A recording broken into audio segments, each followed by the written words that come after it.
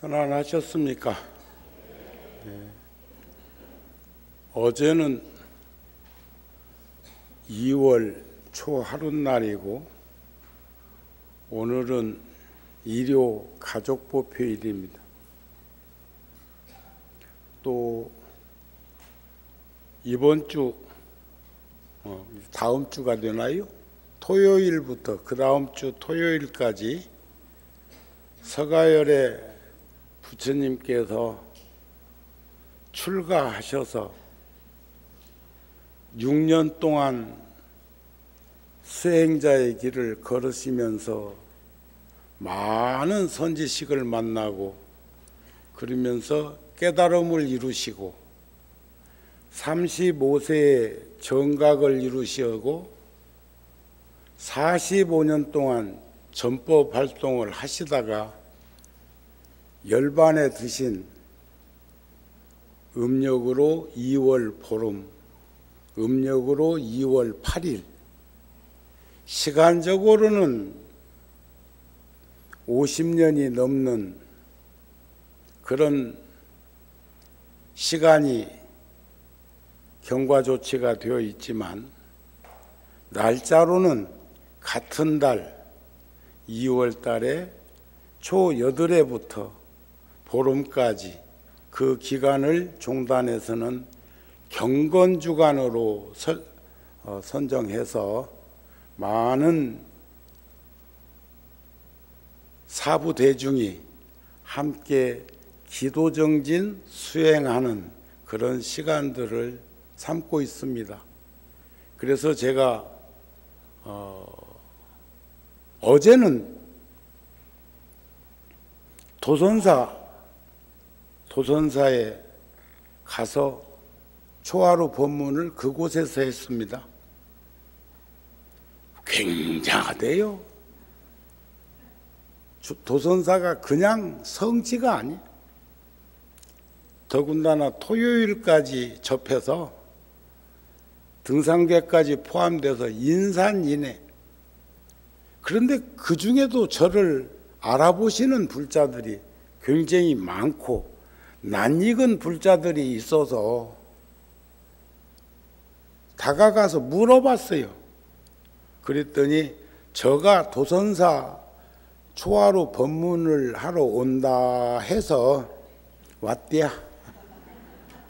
그분들은 내 보기에 불자가 아니고 정우 교도 같았어. 여러분들은 그런 일 없도록 하세요. 그리고 열애사를 세우는데 앞장섰던 정우 스님이 한 달에 한두 번 정도 열애사에서 불자들과 하고 함께 시간을 공유하는데 그때만 사람들이 버글거리지 않고 항상 한결같은 생활 불교인의 모습을 잃지 않기 바랍니다. 여러분들은 열애사 신도가 아닌 열애사에서 불종자를 키우는 불자들이 되어 주기를 바랍니다. 그런데 이번에는 제가 초 8의 날 열애사 또 옵니다. 출가제일에 대한 그 법문을 여러분들하고 공유하기 위해서 오고 또 다음 주 일요일 날은 구룡사 법표를 일요 가족법표를 하는데 그 주 토요일 날 열반제일 날은 열애사에서 진정한 열반의 참 의미를 공유하기 위해서 불자들하고 시간을 가질 생각입니다. 저는 전달 받기를 BBS 불교방송에서 초 8의 날 출가제일에 대해서 법문할 때 녹화를 해가지고 방송에 내보내는 걸로 알았는데 오늘 오신 걸 보니까 오늘 그 법문을 하라는 것인지 다음 주 토요일 날 다시 오겠다는 것인지 귀띔을 못 받았네. 여하튼 여러분들하고 함께하는 시간이 되는 것만 해도 기쁘고 고마운 마음을 한결같이 지니고 있습니다. 제가 오늘은 일찍 열애사에 왔었는데 오늘 법당에 조금 늦게 들어왔어. 그랬더니 부주지인 각심 스님이 축원을 하시는데 와, 너무 좋고 기뻤어. 제가 1965년도에 출가를 했고 68년도에 통도사에서 스님이 되었습니다. 그리고 20년 후에 구룡사를 지키기 위해서 불사를 시작할 88년도에 부처님 금난가사를 서울까지 1400년 동안 움직임이 없었던 부처님의 금난가사를 가건물 법당에서 모시고 100일간 친견법표를 하면서 수많은 불자들과 인연을 맺고 그러면서 불사란 부처님 일인데 그 부처님 일이란 중생을 위하는 일만 불사라고 한다. 만불전 불사를 하기 위함도 결국은 많은 불자들로부터 한 부처님씩 봉한 불사를 통해서 이와 같은 절을 짓고 싶고 그 절을 짓는다면 이러한 일들을 하고 싶습니다. 여러분들과 함께 더불어 살고자 합니다. 그래서 수없는 법표, 기도, 정진을 해왔습니다. 그때 제 나이가 한국 나이로 34살. 그런데 우리 각심 스님은 지금 38? 그러면 나보다 더 훨씬 나이가 더 드신 거예요. 근데 그때가 제가 37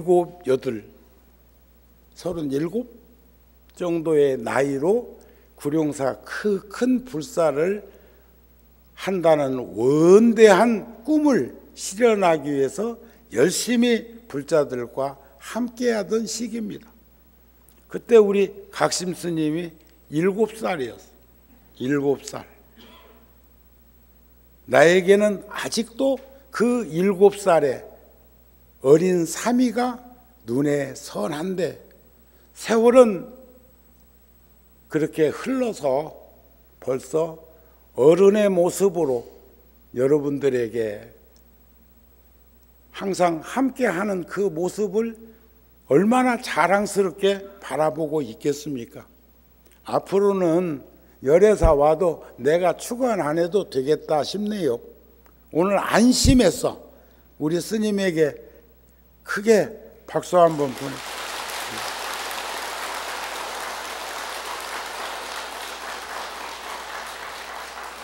사실은 어제 제가 열애사 초하루 법표하는 날이었어요. 이렇게 한 달씩 구룡사와 열애사를 이렇게 다니면서 하는데 도선사에서 주지스님이 하도 그러셔서 거기 갔다 왔다 그 말입니다. 능엄경에 보면 견견지시에 견비시견이라는 말씀이 있어요. 볼 것을 볼 때는 보는 것이 아니다. 우리가 반야신경에 보면 제법공상이 불생불멸하며 불구부정하며 부정불감하다는 말이 있죠. 그 말은 상대성 원리로 현상계가 드러나는 것들을 다 제어한 자리. 더럽지도 않고 깨끗하지도 않다는 건 뭘 의미하는 거예요? 그것은 감히 거기다 더럽다 깨끗하다고 분별심을 드러내지 않는 청정무구한 것을 말하는 것과 같아. 그 반야신경을 책임질하면서 뜻을 받아들여 보면은 우리의 본성은 그렇단 말이에요. 이게 볼 것을 보는 것은 보는 것이 아니다 하는 것은 당연한 것을 의미하기도 하고, 이것을 응용해 보면 수없는 드라마를 전개할 수도 있습니다. 하지만 우리들이 믿고 의지하고 따르는 경계가 있지요. 우리는 언제 어디서나 어느 곳에서나 한결같은 마음으로 살아가는 그 노력들을 수행이라 하고 정진이다 하는 그 의미를 되새김질했으면 좋겠다, 그런 말씀. 아무래도 다음 주에 BBS에서 올지 안 올지 아직도 귀띔을 안 해주고 표현을 안 해주니까 약속한 부처님의 생애에 대해서 한번 먼저 이렇게 논단을 쳐봤으면 좋겠습니다. 여러분들 부처님의 팔상도 아시죠? 아시죠? 부처님의 과거, 현재, 미래의 생애를 8폭의 그림으로 드리우는 것처럼 여기에 나오는 것을 이렇게 간결하게 하다 보면 전부 그림이 그려지고 드라마가 진행될 수 있는 그런 내용들이 있죠. 합장하고 같이 한번 해볼까요? 서가열의 발상상도 도솔내위상 비남강생상 사문유간상 유성출가상 설산수도상 수화항마상 노건전법상 상임열반상 이로다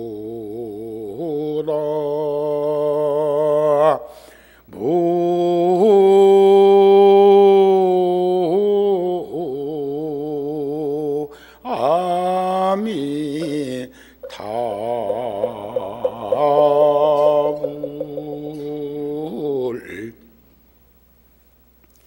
세상은 아무렇게나 이루어져 있는 것이 아니고 시간처럼 그렇게 톱니바퀴에 맞아 들어가는 것처럼 우리의 인생도 부처님처럼 전부 들여다보면 이러한 인생의 연장이고 연결되어 있음을 볼 수가 있습니다.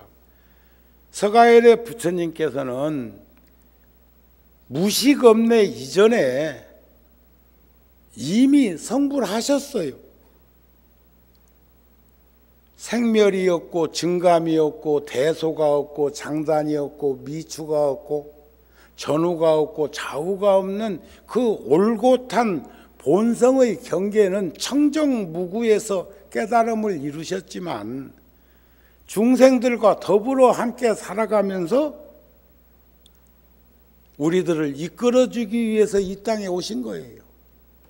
그 모습은 보름달 같아. 슈퍼문 보름달도 아주 지구하고 가깝게 떠 있는 그 보름달. 욕계, 색계, 무색계, 삼계, 사생, 육도에 머무르고 있는 우리들을 이끌어주기 위해서 오셨단 말이에요. 그 오시는 부처님이 전생에 수없는, 금강경에 보면 인욕보살로도 계셨잖아요. 연등 부처님한테 수기도 받으시잖아요. 또 그런가 하면 설산동자로 산 적도 있어. 그때 설산에서 춥고 어려운 환경에 노출되어서 살고 있을 때 어디선가 들려오는 그런 감노수 같은 가르침이 있어. 재행이 무상하야 시생멸법이라.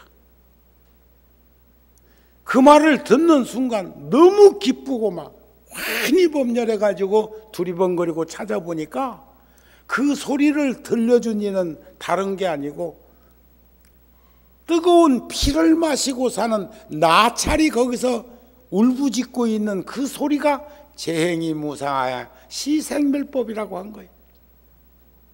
그래서 그 다음 소절을 맞아 들려달라고 청하고, 그는 나는 무슨 말 한 것은 모르겠고 다음 말을 꼭 듣고 싶거든, 너를 나에게 달라고 하죠.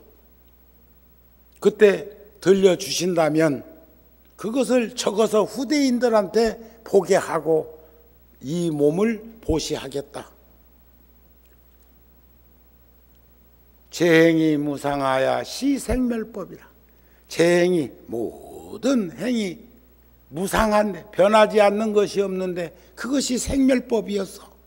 생하고 멸하는 것이 멸해서 제법공상으로 돌아가니까 그 자리가 정멸이요, 그 자리가 적적한 자리라는 거죠. 열반낙을 누릴 수 있는 상락아정이라는 자리예요. 그 말을 듣고 언덕배기에 올라가서 몸을 던졌을 때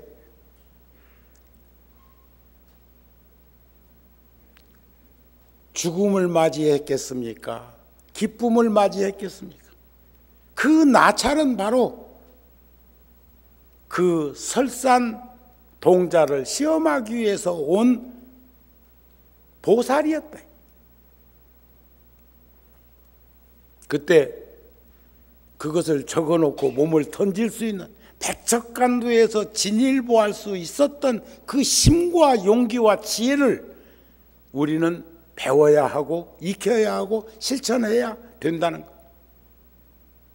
그랬던 그 설산동자가 인욕보살이 다른 분이 아니라 저 도솔천 내원궁에서는 호명보살이라는 보살로 계셨다. 언젠가 제가 여러분들한테 그런 말씀 드린 적이 있어.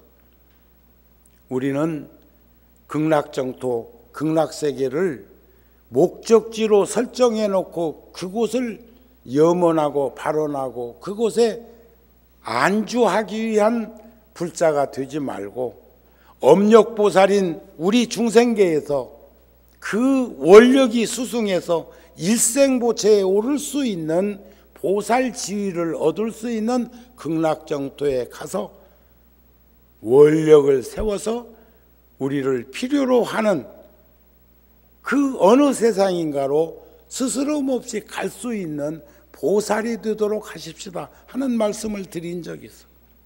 호명보살도 사바세계, 오타각세, 욕계, 색계, 무색계라는 세상은 어떤 세상이냐면, 욕계는 밥을 먹으면 배가 부르고, 색계는 냄새를 맡으면 배가 부르고, 무색계는 생각만 해도 배가 부른 세상이라고 비유를 들어보자 이게.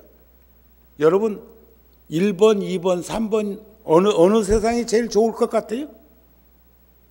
밥을 먹으면 배부른 세상, 냄새만 맡아도 배부른 세상, 생각만 해도 배부른 세상.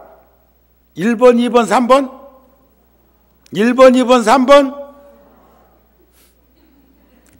나한테 이제 걸렸어.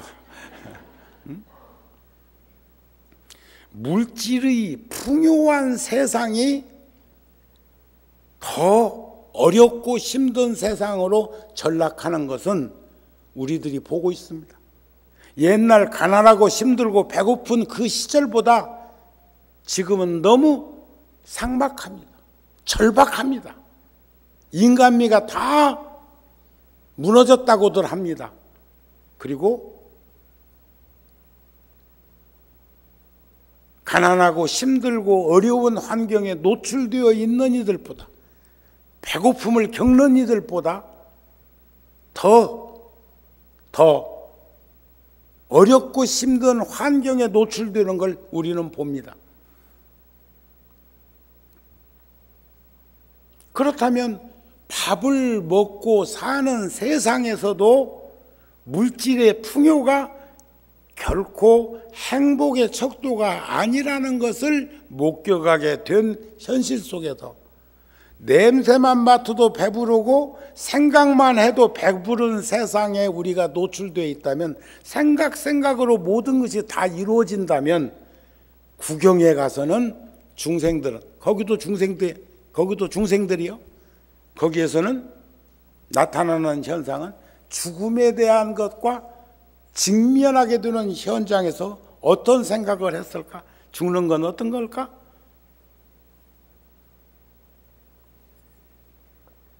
그 생각이 그를 죽게 한다면, 죽음으로 몰아갔다면 그 세상이 좋은 세상이 결코 아닌 거 아시겠죠? 대답하는 사람이 한 사람뿐이니. 그러니까 결국 욕계 6천, 색계 18천, 무색계 4천이라는 3계의 지옥, 악귀, 축생, 아수라, 인간, 천당이 있는데, 천당까지도 거기에 포함되는데, 그 세상의 질곡은 높낮이가 있을 뿐이지 전부 생멸이 있고 증감이 있고 미추가 있고 대소가 있고 장단이 있는 곳이요. 태어나면 반드시 떠나야 돼. 시간차만 있을 뿐이지. 이 세상에 온 사람이 안 떠날 사람이 있고, 이 세상에 온 이 중에 안 늙을 이 있고, 이 세상에 오는 이가 병고에 시달리지 않을 사람 있나요? 그것도 대소 차이만 있을 뿐이지 다 생로병사라고 하는 과정을 생주이멸의 법칙으로 겪고 있는 것을 우린 다 보고 있지 않느냐 이게요. 그런 세상에 호명보살이 구담 고우따마 실따르따 태자로 갑이라고 눈비니 동산에서 태어났다. 태어나자마자 사방으로 7걸음씩 걸으면서 오른손은 하늘을 가르치고 왼손은 땅을 가르치면서 천상천하의 유아독존이라 하더라. 하늘 아래 우리 모두가 존귀하도다. 3계, 욕계, 색계, 무색계가 다 고통과 괴로운 세상이니 내가 마땅히 그 중생들을 편안하게 하리라, 편안하게 해주리라.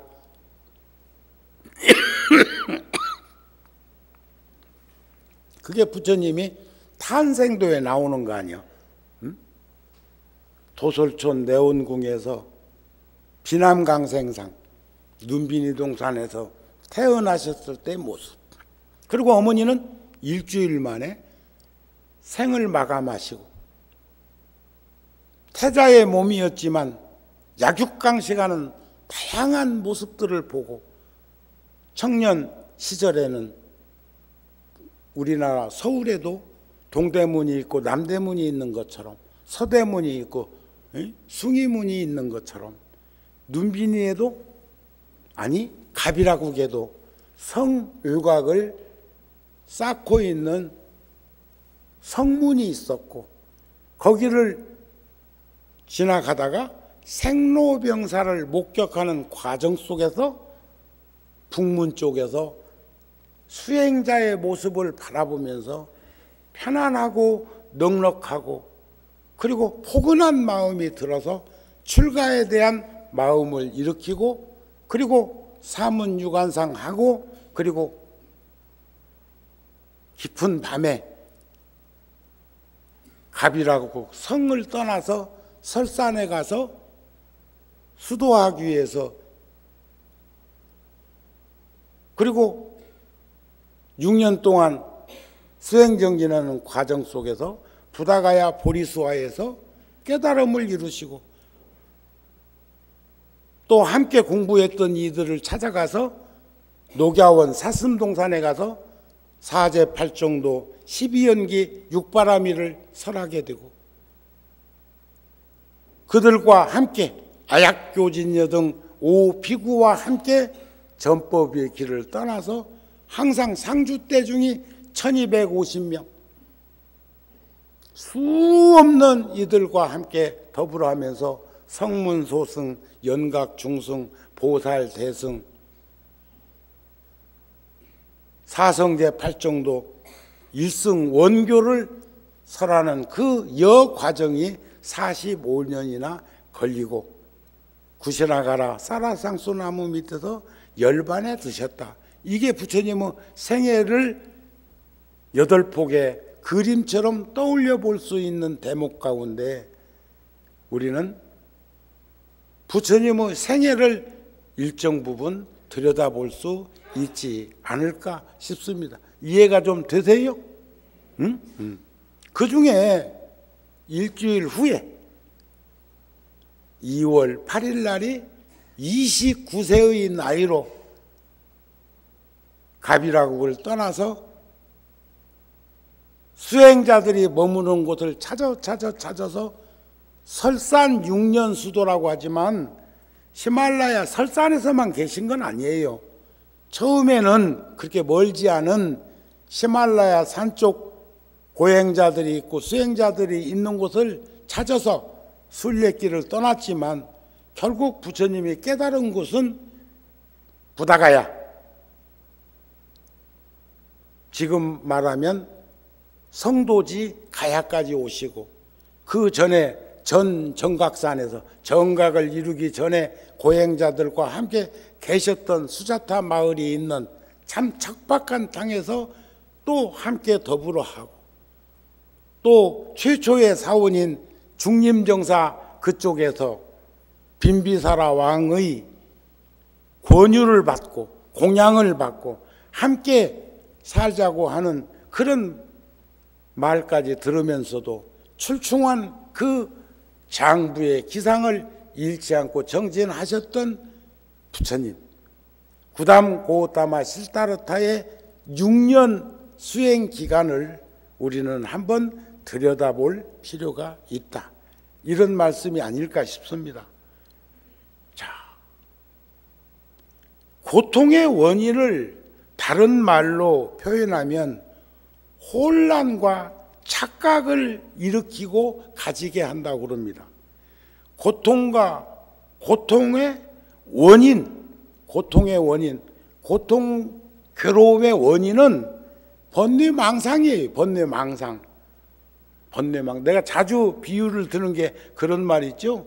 여기 컵이 가까이 있으니까 또 한번 상기시키면, 이 컵을 내가 손가락으로 붙들고 잡은 것은 이 컵 속에 담겨져 있는 따뜻한 이 물을, 차를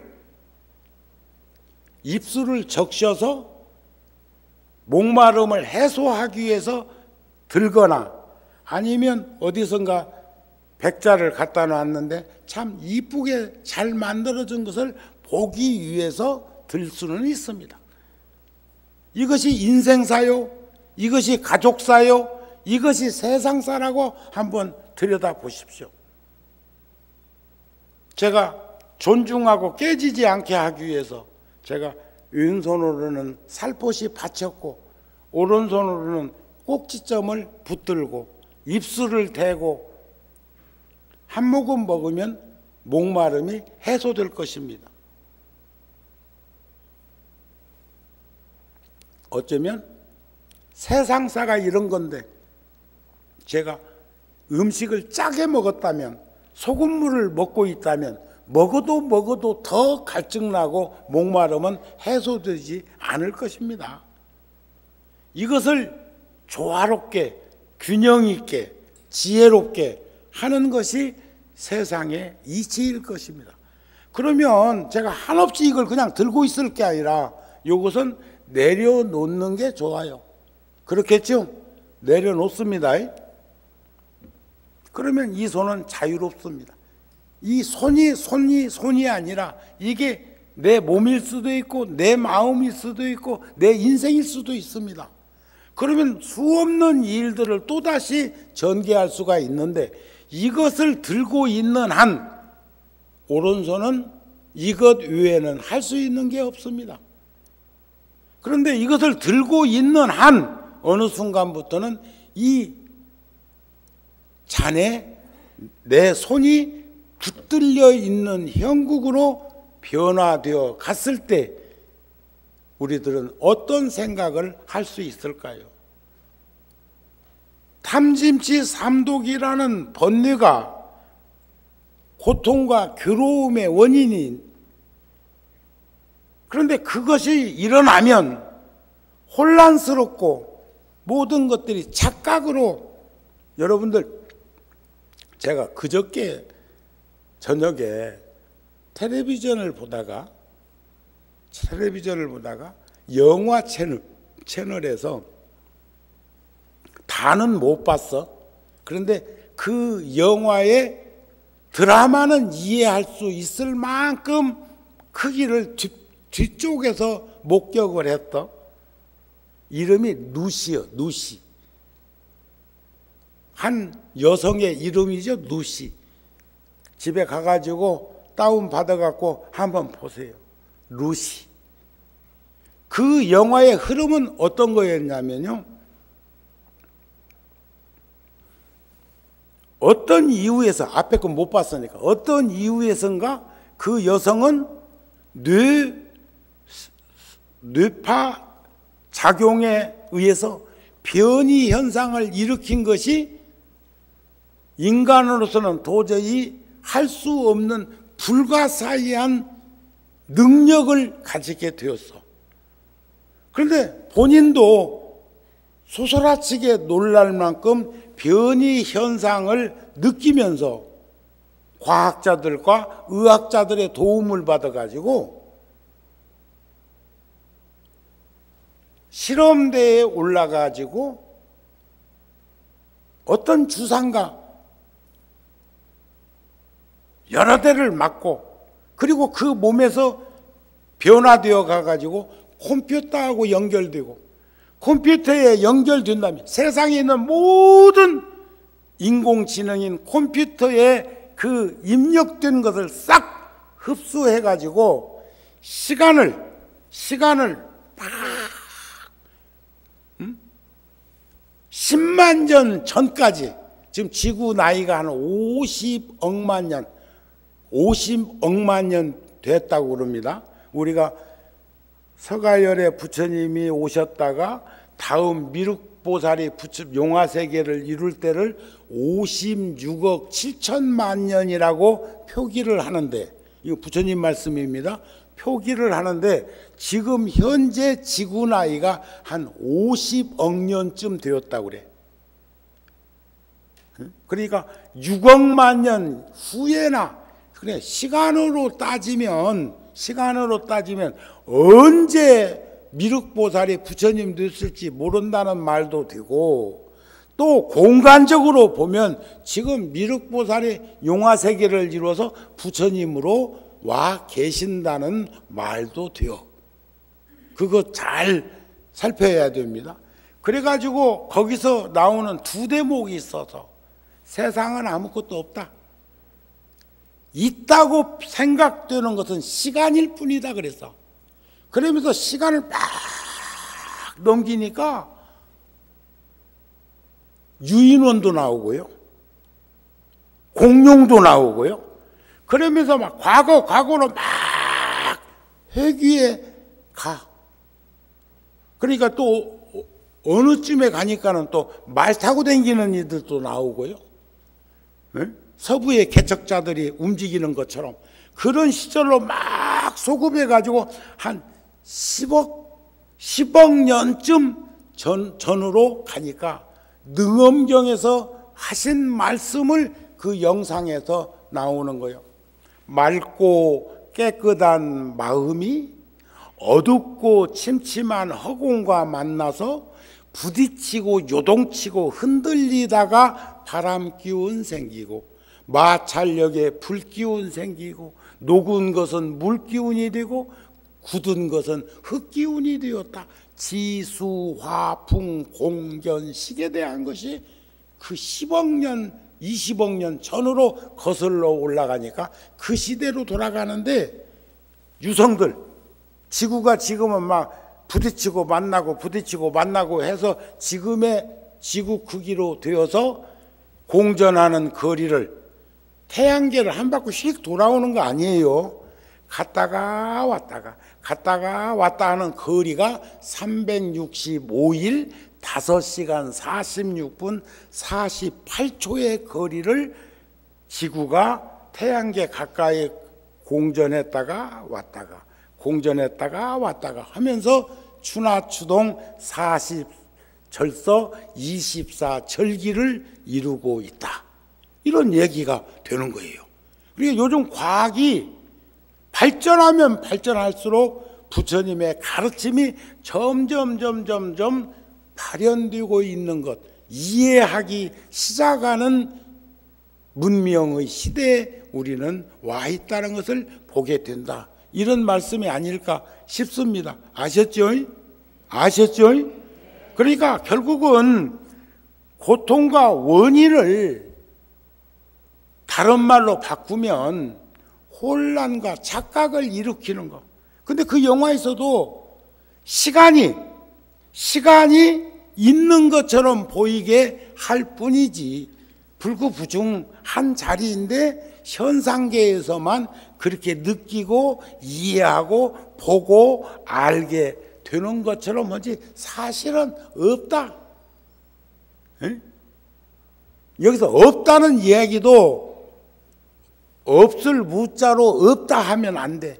빌공자로 표현해 있는 그대로일 뿐이다. 있는 그대로가 지금 현상이고 현상으로 느끼는 것만 현상이 아니라 있는 그대로도 우리들은 있다는 것을 알 수 있어야 된다. 그런 얘기예요. 그러니까 부처님께서도 일찍이 이미 깨달음을 이루셨지만 우리와 더불어 하면서 계시 오입 깨달음을 열어서 보이시자 깨달음으로 들어올 수 있도록 이끌어주기 위해서 부처님은 이 세상에 오셨고 출가를 해서 누구든지 그 길을 걸으면 반드시 나처럼 될 수 있다는 것을 알려주기 위해서 보여주기 위해서 부처님은 실행에 옮기셨다. 그래서 불교는 신앙의 종교라고 할 게 아니고 신행 종교, 믿을 신자, 행할 행자,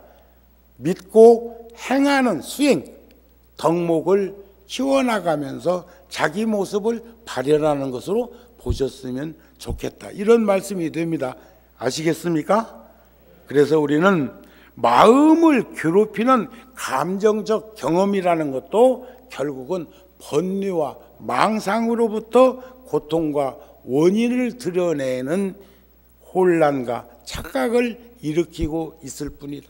그래서 염려 보리심이 하면 생각이 늘 보리심에 한결같이 하나가 되어 있으면 따로 극락정토 찾을 것도 없고 내 머무르는 곳이 극락정토임을 알아야 하고 아무리 세상이 환경이 좋은 세상에 노출되어 있다 하더라도 생각이 탐진치 삼독심에 찌들어 있으면 그가 머무르는 것은 다 지옥, 다 악귀, 다 아수라, 다 축생인 것을 볼 수 있었으면 좋겠다. 그래서 보리심은 방편이고 통찰력은 지혜라고 하는 이런 것들을 우리는 출가제일로부터 열반제일에 이르는 그 일주일 기간만이라도 우리가 아미타경에도 안 나옵니까? 약 1일, 약 2일, 약 3일, 약 4일, 약 5일, 약 6일, 약 7일 일심불란한 마음으로 아미타부를 염원하면 아미타 부처님이 임명종시에 즉득왕생할 수 있도록 함께 하신다는 그런 말씀도 있고 아미타 부처님을 일념으로 10번만 찾아도 막 즉득왕생한다는 말씀을 우리는 수없이 듣고 있는데 여러분들 절박한 순간에 일념으로 10번 나오기 쉽지 않아요.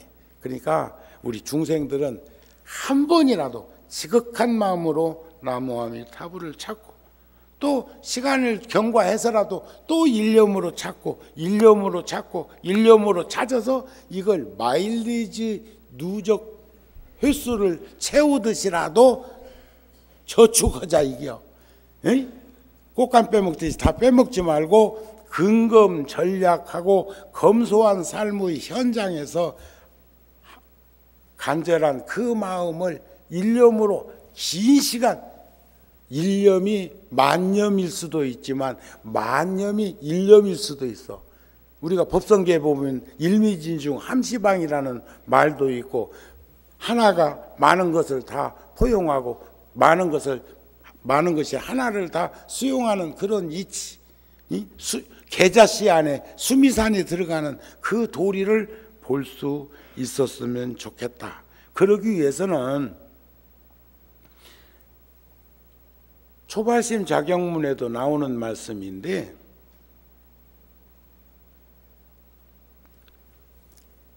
파거불행이요 노인불수라는 말이 있어요. 파거불행, 부서진 자동차 안 굴러. 요즘 우리 다 기계 문명 시대에 노출되어 있는데, 아무리 자동차가 좋아도 초보 운전자한테 운전대 맡기면 그 차 사달란다. 또 아무리 운전을 잘해도 고장난 차를 운전시키면 제대로 굴러가겠어? 그러나 기술이 있으면 닦고 조이고 기름치는 것처럼 우리는 늘 내관사유 해가지고 그것을 잘 가름하면 헌차도, 제가 몇 년 전에 일산에서 자이로에서 머리가 허연 노 부부가 썬팅도 안 했었다.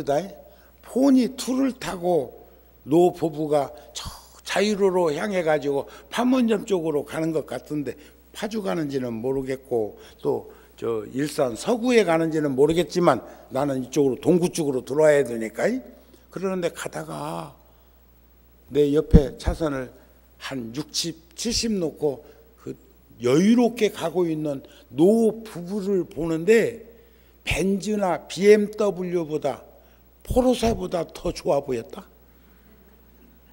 포니2 1980년 30년도 훨씬 전에 우리나라에서 만들었던 포니2를 타고 가는 노 부부, 머리가 하얗고 점잖아 보이는 그 노 부부 타고 가는 그 자동차 속에 비치는 그 모습은 너무 여유롭고 넉넉해 보이고 온화해 보였어. 그 예사로 안 보이더라고요. 자, 파거불행이요 노인불수요. 나이 먹으면 불수, 아니 불자 닦을 수자, 닦는 게 쉽지가 않대요. 기도정진 아따. 그런데 어저께 저기 도선사에는 가보니까 노불자들 무지하게 많이 오셨습니다. 그리고 정우 스님이 생각보다 아는 이가 많대. 이렇게 화사한 입꼬리를 이렇게 치켜 올리면서 미소 지으면서 반가워하면서, 아이고 요즘 스님 텔레비전에서 자주 봬요. 그렇지, 요즘 총무원에서 근무하니까 카메라 거기 와 있어. 그러니까 원장실에 누가 내방을 하거나 무슨 행사할 적에 배석을 하게 되면 찍히지, 뉴스에 나오지. 텔레비전만 보고 있나. 그렇게 텔레비전에서 자주 봤다는 지가 많은데 나는 전혀 본 적이 없는 이도 그렇게 반색을 하면서 반가워하는 거 보면 그것도 자주 나와야 되고 싶더라. 꼭 연예인들이나 세상에 알려진 이들이 배우들이 국민들 정서에 공감되는 연기를 하는 분들은 처음 만나도 굉장히 지근해서 오랫동안 인연을 맺은 것처럼 보이는 그런 이치와 같이 정우 스님도 어쨌든지 좋은 모습으로 잘 살아야 되겠지만, 그러는 과정 속에서 그래도 함께 이렇게 공유될 수 있는 공간이 있다는 것도 매우 좋더라고요. 여러분들도 그거 나오는 건 괜찮습니까? 오면 보는데 뭐 오면 보는데 나오든지 말든지 그런 건데. 하여튼 일산 열애사 불자들은 구룡사 불자들하고 이렇게 질량의 법칙으로 해보면 우리는 참 서로 신세진 것이 별로 없고 여러분들하고 나하고는 서로 등짐진 게 별로 없는 것 같아. 예? 오면 왔는갑다 가면 가는갑다 그러지? 오늘 이렇게 법문해 놓으니까 내가 저 다음 주 토요일에 안 올 수도 있어. 안 온다기도 아무 이상이 없고 그냥 응? 지금 오셔야지 하는 일은 어쩔 수 없이 하는 소리야.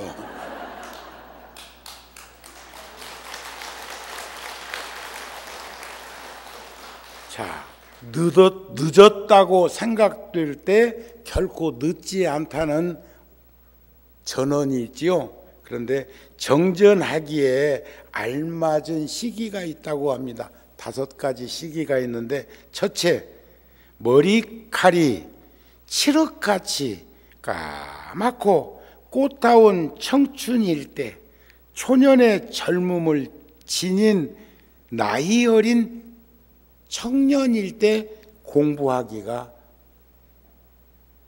쉽대요. 첫째, 5가지 알맞은 시기가 있는데 늦었다고 생각할 때 지금이라도 결코 늦지 않습니다 하는 위로의 말씀을 하지만, 그래도 인생난득이요 불법난봉이라 하는데, 우리가 불전불후 박복한이는 부처님 이전에 태어나서 만나지 못하고 부처님 이후에 불교가 사라진 다음에 태어난 것보다야 훨씬 낫지만, 머리칼이 칠흑같이 까맣고 꽃다운 청춘일 때, 초년의 젊음을 지닌, 젊었을 때, 건강할 때, 이런 말이요. 부처님도 그러셨잖아요. 젊음이요, 건강이요, 목숨이요. 참 소중한 거요. 한번 따라서 해보세요. 젊음이요, 건강이요, 목숨이요. 좋아. 내가 엊그저께 서울에 온 것 같은데 벌써 33년이 지났어. 엊그저께 우리 각심 스님이 구룡사에 왔던 것 같은데 30년이 지났어. 아직도 내 마음속에서는 어린 동심의 그 모습을 떠올려 보기도 하는데, 어른이 되어서 정우 스님 구룡사에서 30년 전에 그 나이보다 더 세월을 더 가진 어른이 되어 있는 것을 우리들은 인정해야 합니다. 그것을 아까 축원하고 기도하는 건 여러 번 봤지만, 축원할 때는 내가 열애사 와 있으면 꼭 내가 법당에 들어가지고 했기 때문에 들을 수 있는 기회가 없었는데, 오늘 축원하는 그 모습을 보면서 참 자랑스러웠다는 거예요. 고마웠다는 거예요. 고맙죠? 그래서 2600년 동안 이어져 내려왔고, 앞으로도 수천 수만 년 동안 부처님의 가르침이 이어갈 수 있는 그런 출가자들이 끊임없이 배출되어야 하고, 한 부처님 출현하시면 만중생이, 수많은 중생들이 깨달음을 이루는 건 우리 서가모니 부처님을 통해서 목격했지 않느냐. 그렇다면 우리도 부처님같이 세상을 살면 우리를 통해서 얼마나 많은 이들이 깨달음을 이룰 것이며, 우리가 힘들고 어려운 시기에 IMF 때 4년에 걸쳐서 구룡사를, 열애사를 이렇게 세웠는데, 그때의 그 모습이 지금 현재의 많은 불자들에게, 많은 이들에게 안심미명을 얻을 수 있는 극락정토를 이루게 하는 그런 밑거름이 되지 않느냐, 그런 말씀이야. 두 번째는 건강해서 질병이 무엇인지도 모르고 모든 것들을 잘 소화시키고 적당한 체온을 유지하던 시기가 공부하기에 적절한 시기라는 거예요. 나는 아직까지는 이 나이에 비해서 오장육부가 튼튼해. 그런데 한 가지 부실한 것이 하나 있어. 정우 스님도 단점이 있어요. 부실한 게 뭔지를 아세요? 음식은 잘 소화하는데 세상을 소화할 수 있는 위장이 부실해. 소화 안 되는 거 많어. 거슬리는 거 많어. 부딪히는 거 많어. 어쩔까? 하심하고 인욕하고 참을까? 어? 여러분들은 오장육부 튼튼하세요? 튼튼 안 해? 근데 앞으로 더 나빠지면 더 나빠졌지, 지금만 또 못하는 시기가 점점 올 건데, 그러면 지금이라도 이만할 때라도, 제가 늘 드리는 말씀이 있잖아요. 누워있는 것보다는 휠체어라도 타고 바깥 출입하시고 외출하세요. 들어 누워있지 말고 나오셔요, 그 말이요. 휠체어 타는 것보다는 아직 괜찮거든. 지팡이라도 짚으세요. 지팡이 짚으면 도움됩니다. 어떤 사람은 쩔뚝쩔뚝 다쳐가지고 쩔뚝거리면서도 지팡이 짚는 게 부끄럽고 창피하다고 안 짚고 있다가 그놈의 다리 더 망가져. 응? 걸을 수 있을 때 걸으세요. 뛸 수 있을 때 뛰세요. 그게 바로 지금 여기 수행정진 하는데 알맞은 시기가 5개가 있는데, 두 번째가 건강해서 질병이 없고 무엇이든지 잘 소화시키고 무쇠라도 녹일 수 있는 그 젊음을 유지할 때, 적당한 체온을 지니고 있을 때가 공부하기에 적절한 시기다, 그런 말이에요. 세 번째는 풍년이 들어 곡식이 많고 탁발하거나 이삭 죽기로도 연명하기가 쉬울 때, 요즘 저 포천 저쪽으로 가면 두루미라든지 뭐 이런 새들이, 철새들이 이렇게 떼지어서 놀러 오는데, 거기는 아마 그냥 농사를 지었다가 대충 수곡하고 그냥 그 논에다가 벼씨를 그냥 놓아둔 건 아닐까? 그렇지 않고야 지게로 싹 훑어가는데 그렇게 벼씨가 떨어질 리가 있나? 나는 도로 준 것 같아요.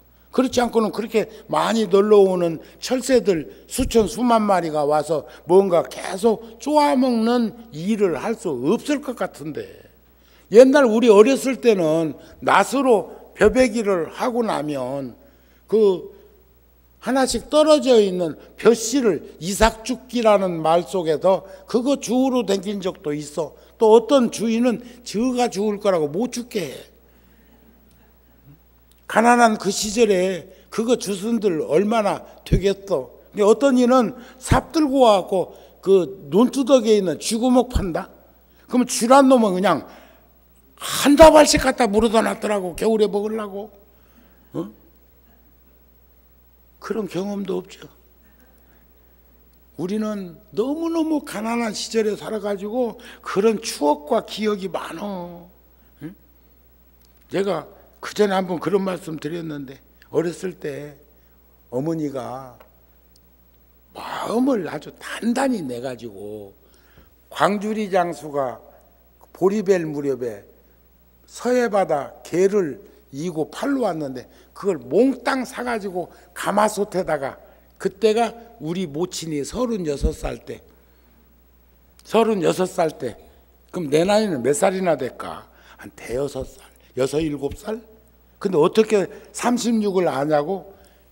가마솥 옆에 양은솥이 있었는데 그 양은솥 사이즈가 36이라고 써져 있었다. 그때 우리 모친이 36이었어.